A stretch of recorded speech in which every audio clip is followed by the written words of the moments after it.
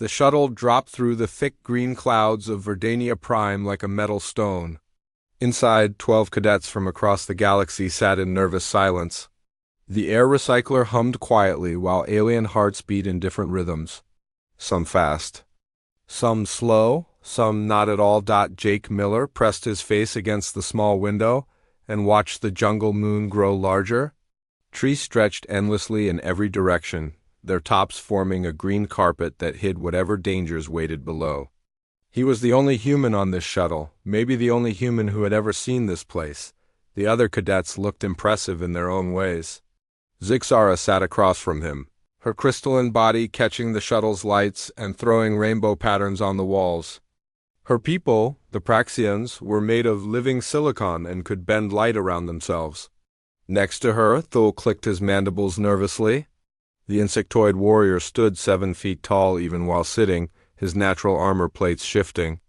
As he moved, his species had conquered 3 star systems through pure combat skill. Velanara floated in a special water-filled seat near the back. Her aquatic form rippled with bioluminescent patterns that Jake had learned meant she was excited. The Nerian people could breathe underwater and communicate through light displays. They had built underwater cities that spanned entire ocean worlds. There were 8 other species represented among the cadets. Each one had evolved in different environments and developed abilities that seemed almost magical to Jake. The Florian called Xylem could photosynthesize his own food and regrow lost limbs. The energy being named Neth from the Lumina Collective could become pure light and travel through electrical systems.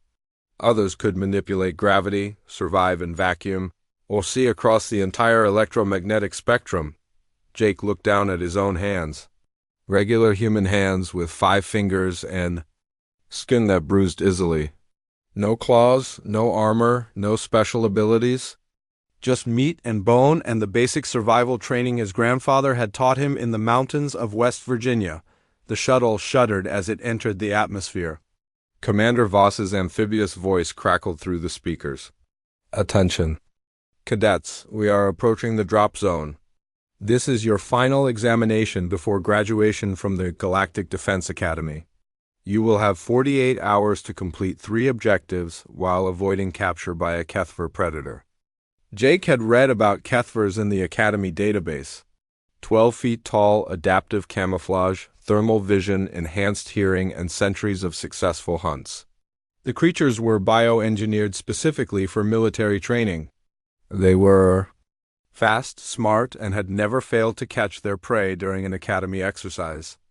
Your first objective is to locate 3 emergency supply caches hidden throughout the jungle.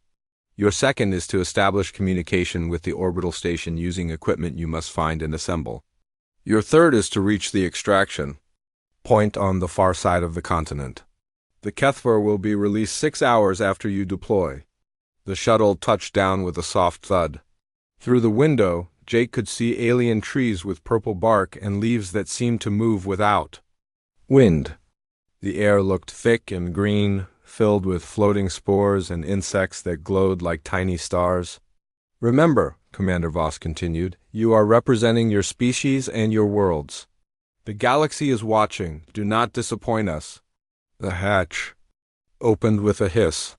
Humid air rushed in, carrying smells Jake had never experienced.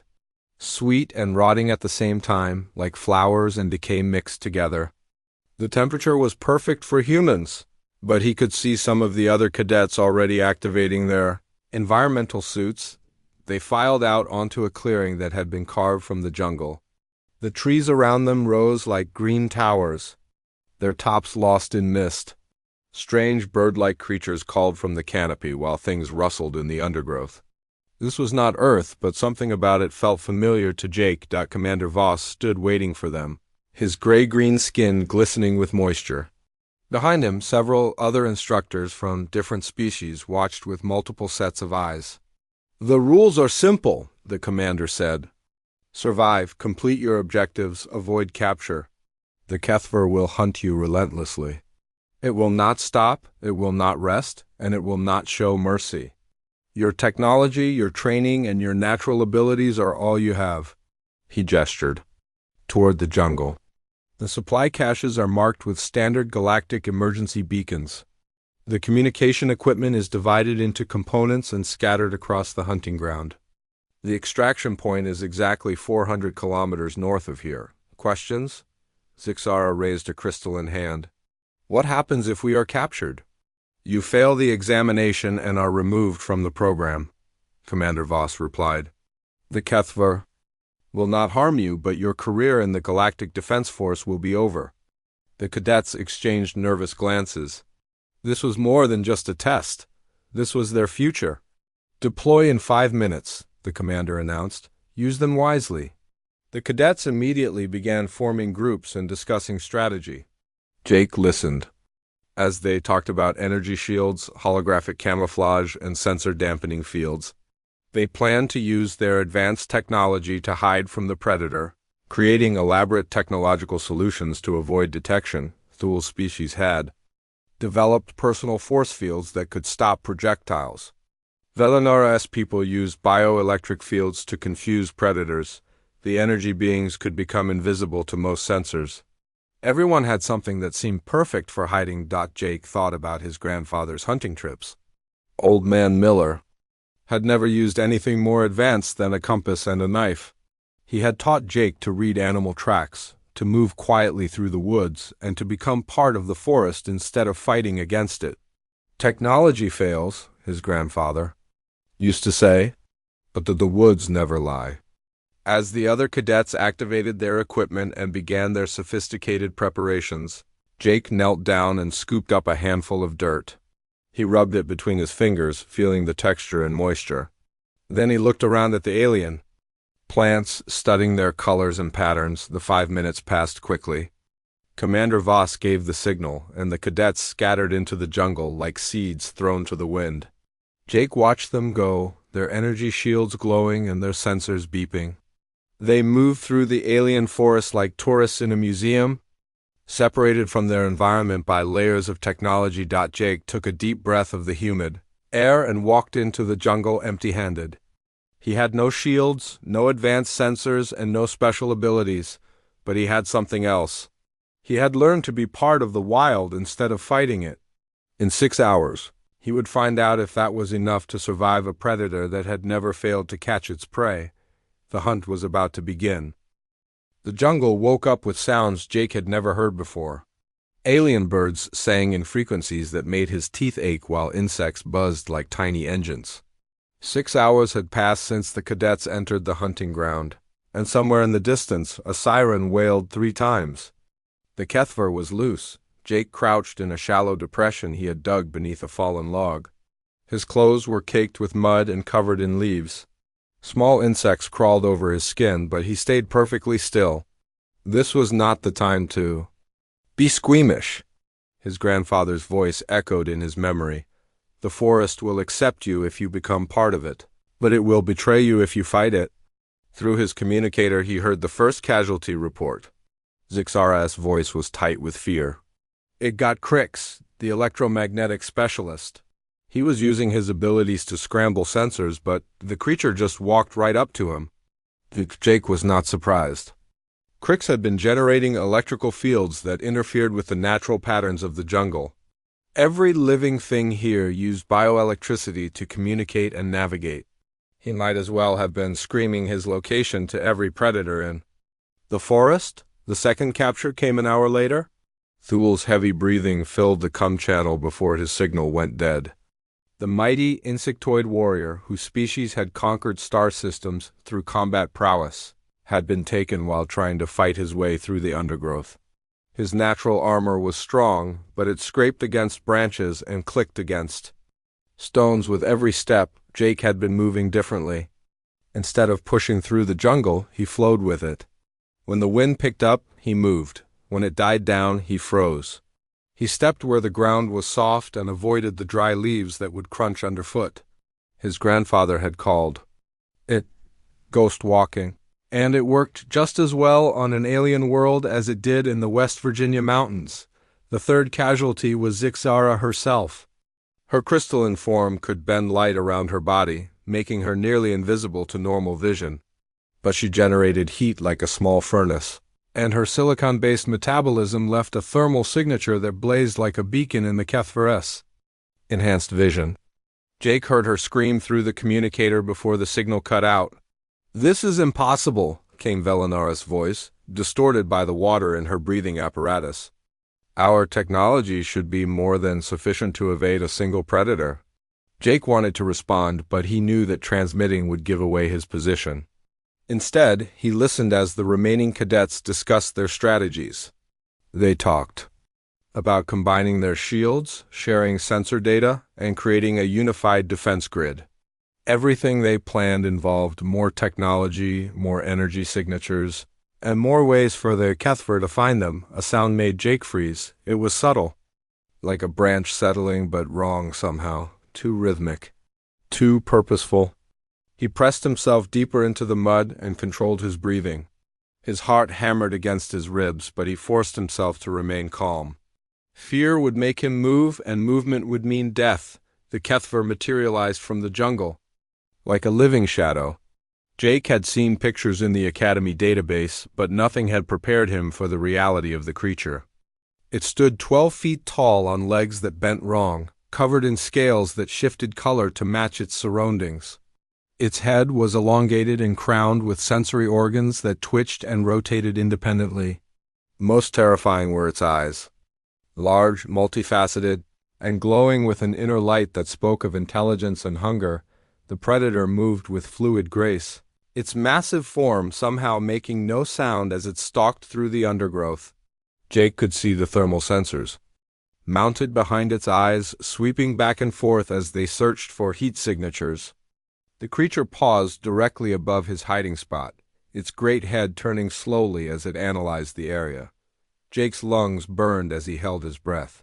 The mud he had packed around his body was cool against his skin, masking his thermal signature.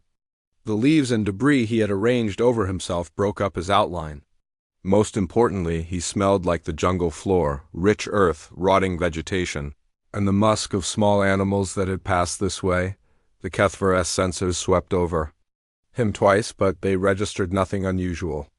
Just another piece of the forest floor, slightly warmer than the surrounding soil, but well within the normal range for decomposing organic matter. The creature's attention moved on, drawn by the electronic hum of energy shields somewhere deeper. In the jungle, Jake waited until the predator's footsteps faded before allowing himself to breathe normally. His entire body was shaking, but he had passed the first test. The galaxy's most feared training predator had looked directly at him, and seeing nothing worth hunting, the communicator crackled again. "2 more down," reported Xylem, the plant-based. "Florian, the HFY is learning our patterns. It knows how to counter our technological advantages." Jake finally risked a transmission. "This is Jake Miller. The creature hunts by heat, sound, and electromagnetic signatures. Your shields and sensors are making you visible to it? Then what do you suggest, human?" Velinara's voice carried a note of desperation. "We cannot simply turn off our life support systems." Jake considered his words carefully. He was about to share knowledge that his species had developed over thousands of years of hunting and being hunted. "Cover yourselves with natural materials. Mud, leaves, anything that will mask your heat signature. Move only when the wind moves. Become part of the environment instead of fighting against it." "That is primitive nonsense," came another voice. One of the remaining cadets, a silicon-based being from the outer rim. "We have technology that makes such methods obsolete." "Then why are you hiding while I am mobile?" Jake asked quietly. The comm channel went silent. Jake began moving again, using techniques his grandfather had taught him decades ago on a world light years away. He tested each step before putting his weight down, feeling for solid ground that would not shift or crack. He used the natural cover of the jungle to mask his movement, timing his steps with the ambient sounds of the forest. Behind him, another scream echoed through the trees. The silicon-based cadet's signal went dead, cut off mid-transmission. That made 6 captures in less than 12 hours. Half the cadets were gone, and the survivors were beginning to realize that their advanced training and sophisticated equipment were not enough. Jake found the first supply cache hidden in the hollow of a massive tree. The emergency beacon was exactly where it should be, but he noticed something troubling. The area around the cache was disturbed, showing signs that other cadets had been there recently. The Kethver would be watching these locations. Waiting for the next student to arrive, he took what he needed and moved on, leaving the cache looking untouched. As he disappeared back into the jungle, Jake heard the distant sound of another capture. 7 down, 5 to go. The hunt was far from over.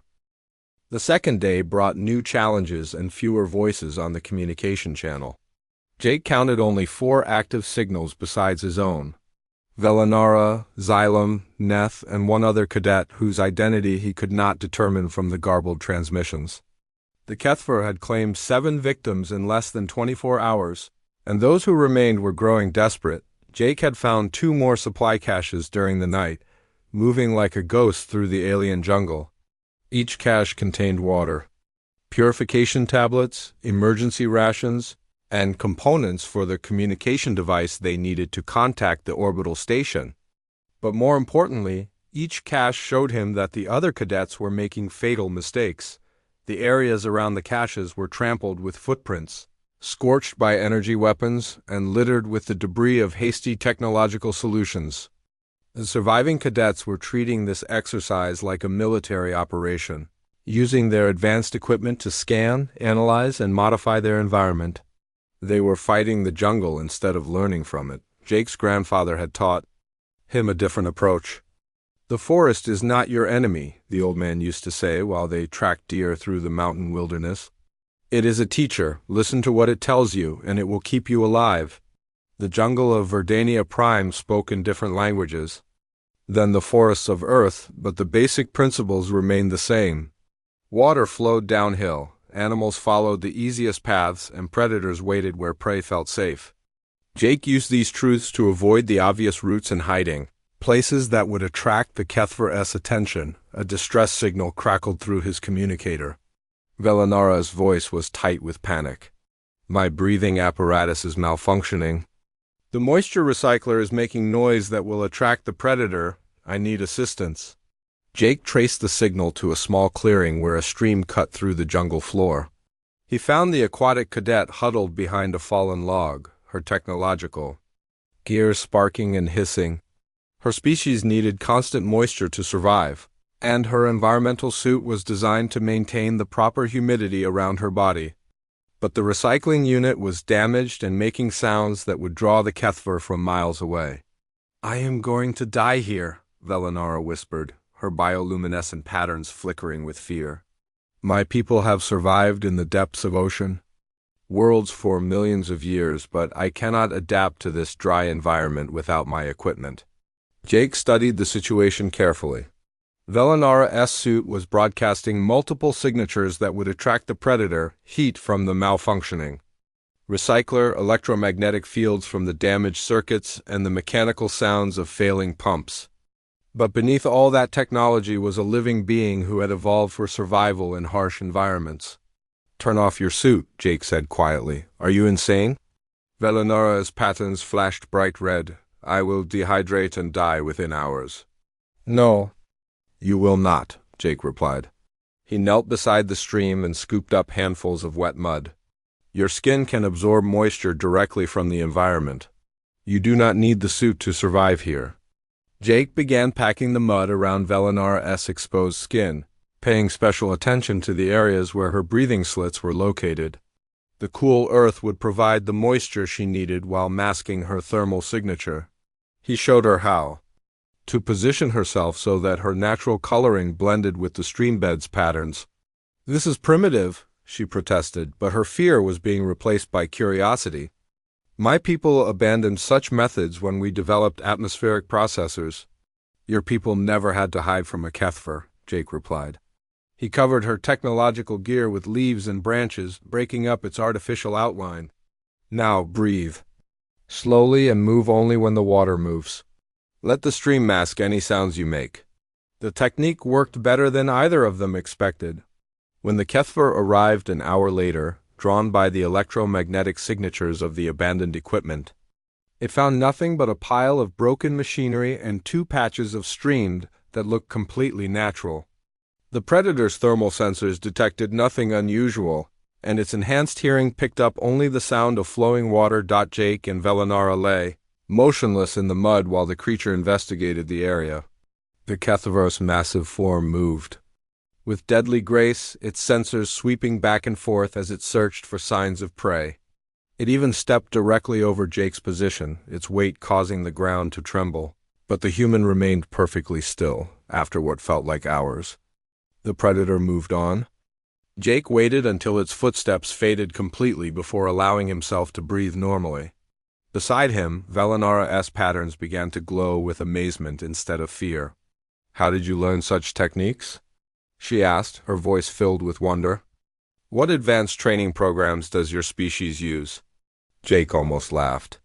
"My grandfather taught me when I was 8 years old. We were hunting deer in the mountains of West Virginia. He called it playing in the dirt." "Your grandfather was a military strategist?" "He was a coal miner," Jake replied. "But he grew up poor in the mountains, and poor people learn to hunt or they starve. These are not advanced techniques. They are just basic survival skills that humans have used for thousands of years." Velinara was quiet for a long moment. "My people have forgotten such knowledge. We have lived in technological cities for so long that we no longer remember how to exist without machines." The communication channel crackled with another emergency signal. Xylem's voice was strained with exhaustion. "The Predator has found my hiding place. I am using my light manipulation abilities to stay hidden, but the energy expenditure is enormous.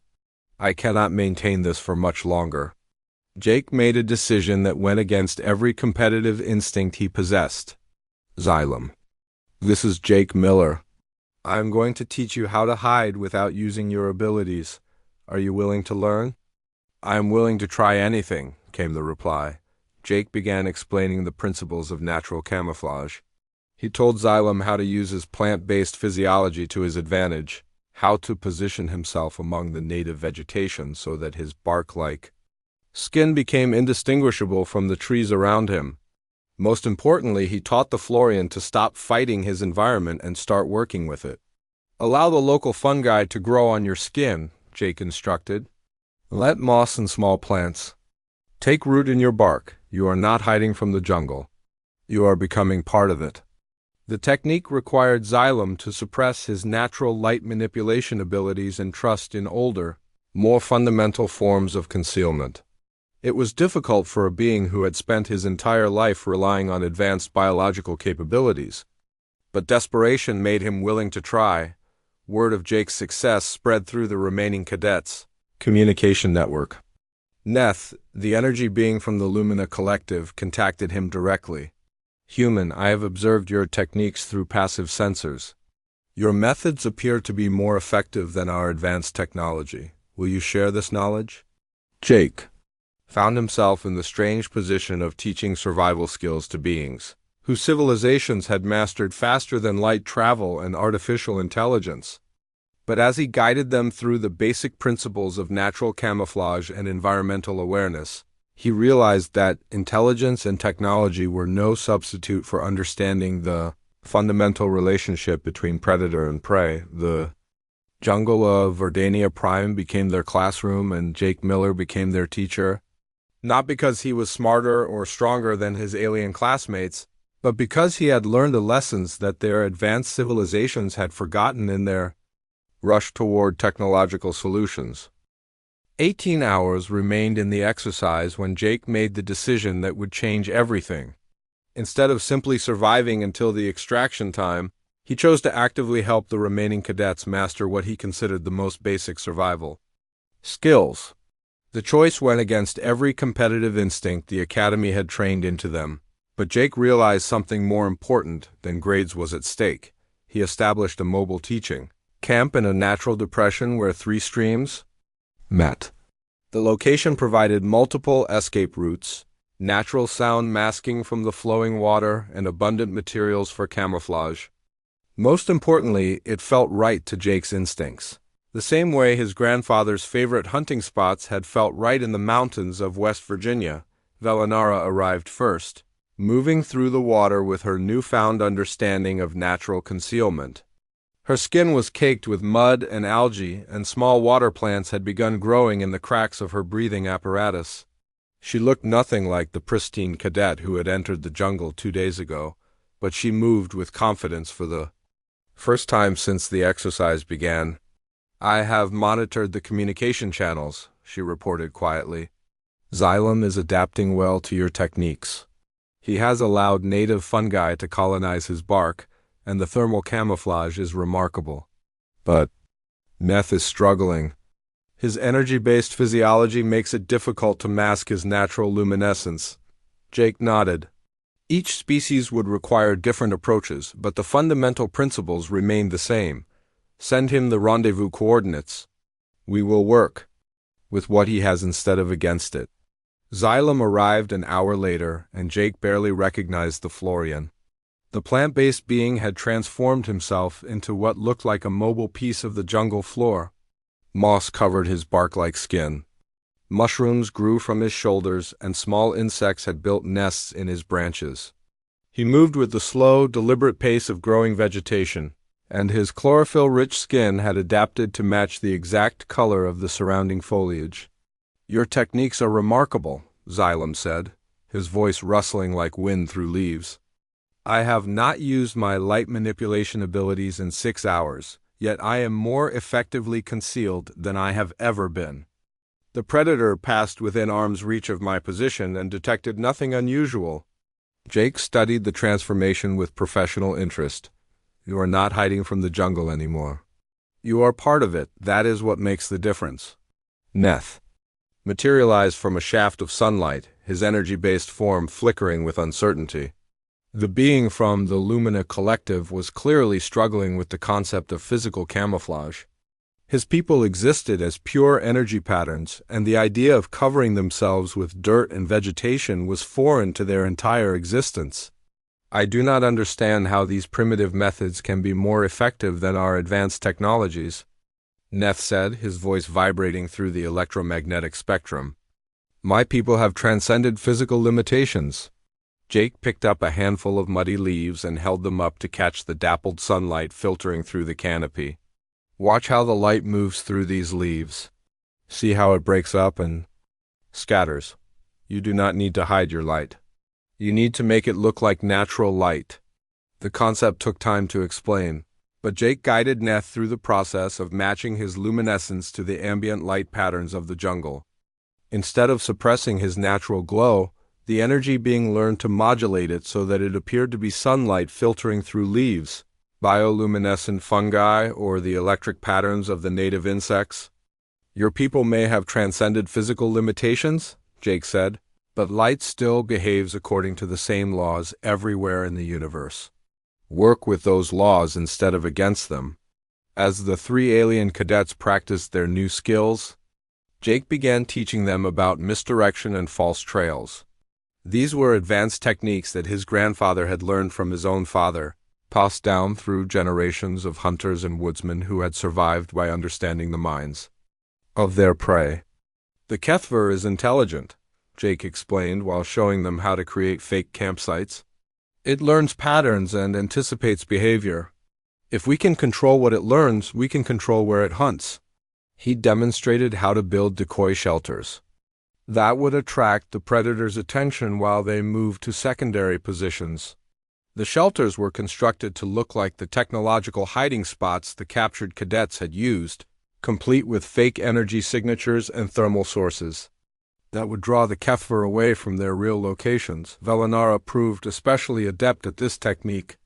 Her species had evolved in environments where misdirection was essential for survival, and she quickly grasped the concept of making the predator see what it expected to see rather than what was actually there.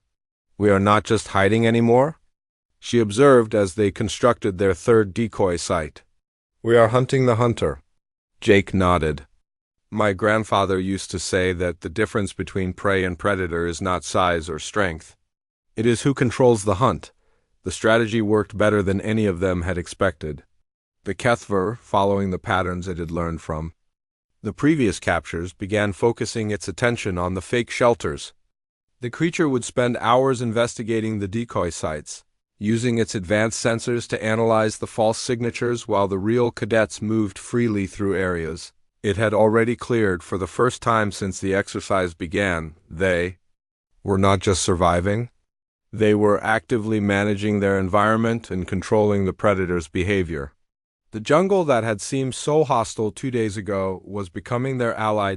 As night fell, Jake taught them about sound discipline and movement techniques. He showed them how to use the jungle's natural rhythms to mask their communications and travel. When the wind picked up, they moved. When it died down, they froze. When the nocturnal animals began their evening songs, they could speak in whispers, without fear of detection. "Your species must be formidable warriors," Xylem said as they practiced moving silently through the undergrowth. "These techniques suggest centuries of military development." Jake almost laughed. "These are not military techniques. These are camping skills. Human children learn them during recreational activities. We call it playing in the woods." The statement created a moment of stunned silence. These beings, representatives of civilizations that had mastered interstellar travel and artificial intelligence, were learning survival skills that human children developed during summer vacations. "Your people maintain such knowledge as recreational activities?" Neff asked, his energy patterns flickering with what Jake had learned to recognize as confusion. "Some do," Jake replied. "My grandfather taught me because he grew up poor in the mountains. But millions of humans learn these skills just for fun. We camp in the wilderness, hunt for food we do not need, and teach our children to survive without technology because we enjoy the challenge." The implications were staggering. While other species had abandoned their primitive survival skills in favor of technological solutions, humans had preserved them as cultural traditions. What the galaxy considered advanced tactical knowledge was, to humans, simply a way to spend weekend time with family. As the final night of the exercise approached, Jake realized that they had achieved something unprecedented. Not only had they survived the HFY hunt, but they had turned the tables completely. The predator was no longer hunting them. They were managing the predator. The final 6 hours of the exercise brought something that had never happened before in the history of the Galactic Defense Academy. The HFY, bred for perfection and trained through centuries of successful hunts, was failing to capture its prey. In the orbital command center high above Verdania Prime, Commander Voss and his team of instructors watched their monitors with growing amazement and concern. Jake Miller and his 3 remaining companions moved through the alien jungle. Like ghosts, they had mastered techniques that required no technology, consumed no power, and left no electronic signatures for the predator to follow. More importantly, they had learned to think like the environment itself rather than as visitors trying to survive in a hostile world. The HFY's biometric readings showed increasing frustration and confusion. The creature had been designed to hunt technologically advanced prey, beings who relied on energy shields, sensor arrays, and artificial intelligence to survive. But these 4 cadets had abandoned such methods in favor of something far older and more fundamental. Jake led his small group toward the extraction point using navigation techniques his grandfather had taught him in the mountains of West Virginia.